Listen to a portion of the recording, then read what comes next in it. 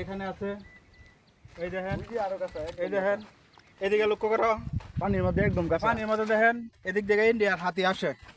এই দেখেন, মনে হয় 1 ঘন্টা গেলে দেখছি এরকম দেখা যায়। সম্ভবত এগুলি গতকালকে লেদাইছে, এরকম বোঝা যায়। আর ওদিকে দেখেন, সব দিকেই হাতির লেদা, এদিক থেকেই আসে। এই যে বালুর চর, সাদা বালুর চর দেখতেছেন, এদিক থেকে বাইরে হয়ে আসে। ওরা এদিকে এদিকে বাংলাদেশের ভিতরে ঢুকে, এদিক দিয়ে কিংবা এদিক দিয়ে ঢুকে অনেক জায়গা আঙ্গন নষ্ট করে, ফসলগুলো নষ্ট করে। আমার তো দেখাও না, একটু দেখাও নি আমার ওটা।